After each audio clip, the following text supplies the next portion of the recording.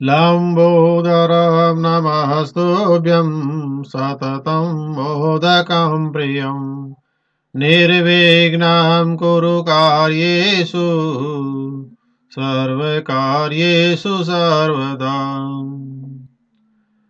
प्रिय छात्र छात्राओं, मैं दामोदर प्रसाद शर्मा, साहित्याचार्य, राजकीय शास्त्री संस्कृत महाविद्यालय सालासर, साहित्य शास्त्र के प्रथम पत्र में प्रयुक्त साहित्य दर्पण और साहित्य दर्पण के 5, 6, 7 परिच्छेदों का विवेचन पूर्व वीडियो में कर चुके हैं। अब हम आज अलंकार शास्त्र के जो प्रमुख आचार्य हैं उनका व्यक्तित्व, उनका कृतित्व, पहले छोटे प्रश्न फिर बड़े प्रश्नों का विवेचन करने जा रहे हैं। पहला प्रश्न है, रस संप्रदायस्य प्राचीनतम आचार्य कै मन्यते। रस संप्रदाय के जो प्राचीन आचार्य हैं किसको मानते हैं? इसका उत्तर है आचार्य भरतः। नाट्यशास्त्रम इति ग्रंथस्य प्रणेताः वा रचयिता कै आचार्य भरतः। तीसरा प्रश्न है, भावेन रचितम काव्यशास्त्र के नामना बोध्यते काव्यालंकार। 10 कुमार चरितम इति ग्रंथस्य प्रणेताः कै आचार्य दंडेः। पांचवा प्रश्न है, काव्यादर्श इति ग्रंथस्य प्रणेता कः दंडेः। ध्वनि संप्रदाय से आचार्य कै मन्यते, इसको मानते हैं ध्वनि संप्रदाय का आचार्य आनंदवर्धनाचार्य। ध्वन्यालोक इति ग्रंथस्य प्रणेता कै वा रचयिता आनंदवर्धनाचार्य। काव्य प्रकाश इति ग्रंथस्य रचयिता कै मम्मटाचार्य। 10वां प्रश्न है, विश्वनाथेन रचितम काव्यशास्त्रम केन नामना बोध्यते साहित्य दर्पणम। आचार्य क्षेमेन्द्रः कस्य संप्रदायस्य प्रवर्तकः मन्यते औचित्य संप्रदायस्य। काव्य मीमांसा इति ग्रंथस्य प्रणेता वा रचयिता कै राजशेखरः। अप्यदीक्षितेन रचितं काव्यशास्त्र के नामना बोध्यते कोल्यानंदः। 14वां प्रश्न है, रस गंगाधरस्य रचयिता कः पंडित राज जगन्नाथः। वक्रोक्ति जीवितम इति ग्रंथस्य प्रणेताः वा रचयिताः कै कुंतकः। 16 नंबर का प्रश्न है, वक्रोक्ति संप्रदाय से आचार्य कै मन्यते कुंतकः। चंद्रालोकः इति ग्रंथस्य प्रणेता व रचयिता कै आचार्य जयदेव। अभिनव भारती इति ग्रंथस्य रचयिता कै अभिनव गुप्तः। ध्वन्यालोकम अधिकृत्य अभिनव गुप्तेन प्रणीत टीका ग्रंथ केन नामना प्रसिद्धः ध्वन्यालोकलोचनम। शब्दार्थो सहितो वक्रः व्यापारशालिनी इति कै कथितम आचार्य कुंतकः। वक्रोक्तिरेव वैदग्ध्ये भंगी भणिति रुच्यते इति केन कथितम कुंतकः। यथार्थ शब्दो वा तमर्थम उपसर्जनी कृत स्वार्थो इति केन कथितम आनंदवर्धनाचार्य। ये तो कुछ छोटे प्रश्न हुए। अब हम अलंकार शास्त्र के जो प्रमुख आचार्य हैं उनका व्यक्तित्व और कृतित्व, बड़े प्रश्नों का विवेचन करते हैं। पहला, आचार्य भरत है। आचार्य जो भरत हैं उनका परिचय। अलंकार शास्त्रे रस संप्रदाय से प्रणेता भरत मुनि प्राचीनतम आचार्य आसीत। अलंकार शास्त्र में रस संप्रदाय के जो रचयिता हैं भरत मुनि, वो प्राचीन आचार्य थे। केचन विद्वान से भरतम काल्पनिकम मन्यते, कुछ विद्वान है वो भरत को काल्पनिक मानते हैं। परम भारतीय परंपरा भरत मुनि अस्तित्व स्वीकरोति। भरत मुनि ऐतिहासिकम व्यक्ति आसीत। अब इसका स्थिति काल, अस्य स्थिति काल विषय विद्वत्सु पर्याप्त मतभेदो वर्तते। भासस्य अभिमारक नामक नाटके नाट्यशास्त्रस्य उल्लेखो अस्ति। अतएव भरत मुने स्थिति काल 500 ईसा पूर्व में अनुमीति अनुमान लगाया जाता है। रचना काल भरत मुनि कृति नाट्य शास्त्र अलंकार शास्त्रस्य प्राचीनतमः ग्रंथो वर्तते। अस्य ग्रंथस्य नाट्य वेदः नाट्यशास्त्रम चेति रूपद्वयम्, दो रूपों में प्रकट होता है, पहला नाट्य वेद, दूसरा नाट्य शास्त्र। नाट्य शास्त्रम क्वचिद सप्तत्रिंशद अध्यायात्मकम क्वचित क्वचित क्वचित च षड्त्रिंशद अध्यायात्मकम प्राप्यते। अभिनवगुप्तस्य टीका सप्तत्रिंशद अध्यायेषु वर्तते। अस्मिन् ग्रंथे त्रयो अंशाः सूत्राणि भाष्ये कारिका चेति, तीन अंशों में बांटा गया है। पहले है सूत्र, भाष्य और कारिका। सूत्राणि सूत्रेषु गद्य पद्ये च लक्षणानि प्रोक्तानि। रस लक्षण सूत्रम यथा विभावानुभावे व्यवचारी संयोगात् रस निष्पत्तिर्भवति। भाष्यं भाष्यांशे भारतेन सूत्राणां स्वमेव व्याख्या कृताः। कारिकाः कारिका भागे चतुर्विधा श्लोकाः सन्ति। नाट्यशास्त्रस्य विशेषताः। नाट्यशास्त्रं प्राचीनतमः अलंकारशास्त्रीय ग्रंथो वर्तते। अयं ग्रंथः काव्यशास्त्रीय विषयाणां प्राचीनकालस्य भारतीय ललितकलानां च विश्वकोशो अस्ति। नाट्यरचना, नाट्याभिनय, नाट्योत्पत्ति, प्रेक्षागृह रचना, वेशभूषा, संगीतम, रसः, गुणः, अलंकारादयश्च अन्येऽपि विषयाः अत्र प्रतिपादिताः। इत्थम इस प्रकार से नाट्यशास्त्रम प्रथम सर्वांगपूर्णम परिवर्तनाम उपजीव्ये भूतस्य अलंकार शास्त्रीय ग्रंथो अस्ति। ये भरत मुनि का परिचय हुआ। अब दूसरे जो आचार्य हैं, आचार्य भामह, भामस्य जीवन विषय केचित अल्प संकेता प्राप्यन्ते हैं। इनके जीवन के विषय में अल्प कुछ ही संकेत प्राप्त होते हैं। इतिहासकाराणाम अनुमानानुसारम अयं काश्मीरिकः विद्वान आसीत्। काश्मीर के विद्वान थे।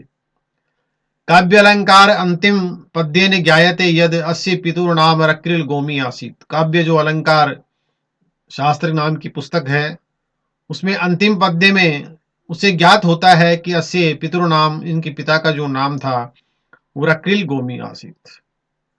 अयम स्वग्रंथे सार्वसर्वज्ञस्य स्तुति कृतवान्। गोमिन इति संज्ञा बौद्ध परंपरायां प्राचलत। गोमिन नाम की ये जो संज्ञा है, ये बौद्ध परंपरा में प्रचलित थी। अतोयम बौद्ध केशांचनम मतम अस्ति। कुछ लोगों का मत है कि ये बौद्ध थे, बौद्ध संप्रदाय से। गोमिन इति पदम काश्मीरीषु ब्राह्मण जातिवाचक। गोमिन ये पद कश्मीरों में ब्राह्मण का जातिवाचक शब्द है। दक्षिण भारतीयम आचार्यवाचक अस्ति। अमरकोश सर्वज्ञ शब्द शिववाचको अस्ति। यानी अलग अलग जगह अमरकोश में सर्वज्ञ नाम का जो शब्द है वो शिववाचक है। सार्व शब्द से अर्थ सर्वेभ्यो हितः, जो सभी का हित चाहता है। इत्येव भवति, इस प्रकार होता है। अब इनका स्थिति काल, अस्य स्थिति काल विषय अनेकानि मतानि सन्ति। भट्टी काव्ये 700 ईसा पूर्व काव्य अलंकार से एक श्लोक प्राप्यते। दंडिन काव्यादर्शे काव्यालंकार से प्रभावो दृश्यते। ये भी प्रमाणै भामस्य स्थिति काल षष्ठ शताब्द्यां मन्यते। किसी भी आचार्य का जो समय है वो प्रमाणों के आधार पर माना जाता है। रचना परिचय। काव्य अलंकार भामस्य कृतिरस्ति। जो काव्य अलंकार है वो भाम की कृति है। काव्य अलंकार षष्ठ परिच्छेदः 400 श्लोकाश्च सन्ति। 6 परिच्छेद हैं, 400 उसमें श्लोक हैं। प्रथम परिच्छेदे काव्य से प्रयोजनम। पहले परिच्छेद में काव्य का प्रयोजन है कि व्यक्ति काव्य की रचना क्यों करता है। लक्षणादयः, लक्षणा आदि विषयः वर्णिता सन्ति। द्वितीय तृतीय च गुणः अलंकाराश्च वर्णिता सन्ति। द्वितीय और तृतीय में गुणों और अलंकारों का वर्णन किया गया है। चतुर्थ पंचमयो दोष वर्णनम अस्ति, चौथे और पंचम में दोषों का वर्णन किया गया है। पंचमे न्याय निर्णयोपि वर्तते, पांचवें न्याय निर्णय भी है। षष्ठे परिच्छेदे शब्द शुद्धि विवेचनम वर्तते वास्ति, छठे परिच्छेद में शब्द शुद्धि का वर्णन है। वैशिष्ट्यम, अब इसके इनके काव्य का वैशिष्ट्य क्या है, विशेषता क्या है। भावस्य काव्यालंकारे निम्नलिखिता विशेषता सन्ति, अयम अलंकार शास्त्र से प्रथमो ग्रंथो वर्तते। अलंकार शास्त्र का ये सबसे पहला ग्रंथ है। अलंकार शास्त्रीय विषयान अवलंब्य रचितम, अलंकार शास्त्र के विषयों को लेकर के इसकी रचना की गई है। तत्र मुख्यतया नाट्य तत्वानां में विवेचनम अस्ति, वह मुख्य रूप से नाट्य तत्वों का विवेचन किया गया है। काव्य अलंकार, अलंकार संप्रदाय से प्रतिष्ठापक ग्रंथो अस्ति, काव्य जो अलंकार है वो संप्रदाय, अलंकार संप्रदाय का प्रतिष्ठापक, प्रतिष्ठा करने वाला ग्रंथ है। प्रथमतः काव्य स्वरूप निर्धारणम भामे नैव कृतम, पहले काव्य का स्वरूप निर्धारण जो है वो भामे ने ही, आचार्य जो भामे है उन्होंने ही किया है। भामे दोषाणाम वैज्ञानिक व्याख्याम कृतवान, वैज्ञानिक व्याख्या इन्होंने की है। अब तीसरे जो आचार्य आते हैं वो आचार्य आते हैं महाकवि दंडी। संस्कृत गद्य साहित्य महाकवि दंडीना प्रमुख स्थानम वर्तते, संस्कृत साहित्य में महाकवि दंडी का प्रमुख स्थान है। अवंती सुंदरी कथाया दंडी स्वपरिचय प्राप्यते, अवंती सुंदरी नाम की जो कथा है उसमें दंडी का अपना परिचय प्राप्त होता है। तदनुसारेण दंडी भारवे मित्रस्य दामोदरस्य परपौत्र आसीत्, तस्य पितुर्नाम वीरदत्तः, पिता का नाम वीरदत्त, मातुश्च नाम गौरी आसीत्, माता का नाम गौरी था। पितरो बाल्यावस्था में दिवंगतो, माता पिता बाल्यावस्था में ही स्वर्ग सिधार गए। 10 कुमार चरितानुसारम अस्य जन्म स्थानम कांचीपुरम आसीत्, इनका जन्म स्थान वो कांचीपुर था। स्थिति काल, दंडिन स्थिति काल विषय विद्वत्सु पर्याप्त मतभेदो अस्ति, दंडी के स्थिति काल के विषय में विद्वानों के पर्याप्त मतभेद हैं। केचित् अस्य समय षष्ठ शताब्द्याम उत्तरार्ध सप्तम शताब्द्या प्रारंभे में वस्ति इति मन्यते, कुछ मानते हैं कि षष्ठ शताब्दी का उत्तरार्ध, कुछ मानते हैं सप्तम शताब्दी का प्रारंभ ही इनका स्थिति काल है। अतः दंडीन स्थिति काल सप्तम शताब्द्या उत्तरार्धम और अष्टम शताब्द्या से पूर्वार्धम मन्यते। अब इनकी रचनाओं के बारे में बताते हैं। रचना परिचय, कि महाकवि दंडी ने 4 रचना प्राप्यन्ते, 4 रचनाएं प्राप्त होती हैं। पहली है 10 कुमार चरितम, छंदो विचेति काव्यादर्श, अवंती सुंदरी कथा चेति। काव्यादर्श लक्षण ग्रंथो अस्ति, अत्र 4 परिच्छेदा 660 श्लोकाश्च सन्ति। प्रथमे परिच्छेदे काव्य लक्षणम काव्य भेदः काव्य मार्गः गुणाश्च वर्णिताः सन्ति। द्वितीय परिच्छेदे 35 अलंकाराः सुदाहरणं निरूपिताः। तृतीय यमक अलंकारस्य चतुर्थे च दोषाणां विवेचनं वर्तते।